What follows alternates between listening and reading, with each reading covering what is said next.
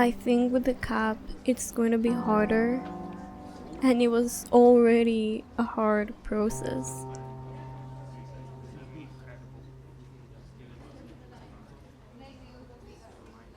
When you live in Canada, you get access to a lot of different things. A good public education system or like universal healthcare that works.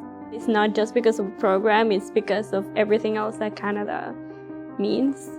Security for my disability, that I know that I will be with proper doctors if I have some kind of accident. The process to apply as an international student is even harder. You have to send so much information. I peed in a cup to come to this country, which is insane to think about. It's weird to do it without in-person support from your family. When I got accepted, I did not have housing at all. I had to live with 3 unknown people for 2 months until university gave me housing on campus. Most of the things for international students are a lot different.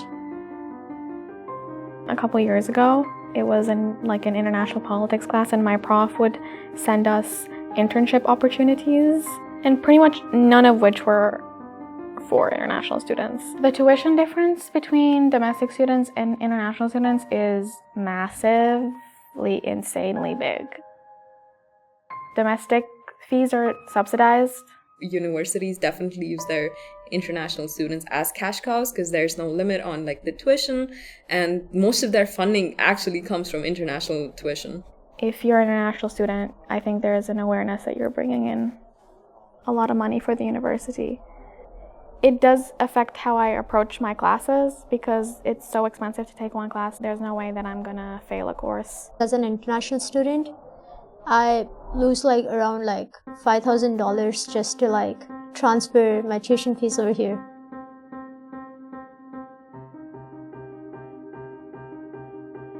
They were getting exploited, definitely, and the universities were taking advantage of the fact. It was just a broken system to begin with. Lowering the acceptance of international students will somehow help the fact that they are being exploited financially. The Canadian government is thinking that the CAP is going to solve a lot of the problems in Canada, like housing crisis. I just don't necessarily think that is the reason that there's a housing crisis in Canada. And you have to laugh because I can point 500 condos that are empty right now. People are just buying and holding. The international students are kind of scapegoats for the bigger problems. It's not about the number of international students that there are here. It's about the systems that are in place for these international students. It's about the tuition. It's about the housing crisis. A policy that is very radical can make things worse. That's one of the catches of the system when they try to mass solve a problem. Some of the people are going to get unfairly caught in the middle because of that.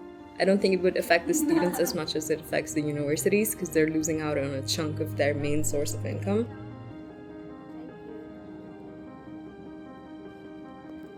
There's going to be more steps in the journey for immigration, I think, with the CAP. It's going to be harder, first of all, to get in. I know that immigration to Canada or to the States is just more policed based on where you're coming from. If you come in here with an education visa, it just facilitates staying in Canada. After we finished high school in Kenya, going back home wasn't really an option. There's a lot of sacrifices being done to give me this education. So it has to be worth it.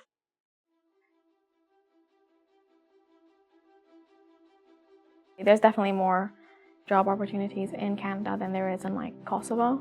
I want to develop my career here. I've thought about if I wanted to stay in Canada after I finish my studies or not.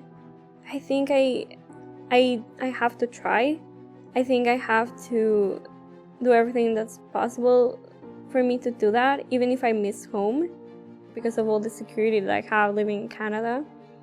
And I think I do want to live here. I don't know if I want to live here for the rest of my life, but I want to live here for as long as I can and as long as I'm allowed. I just think it's kind of an experience that only other international students can understand. So I #see you.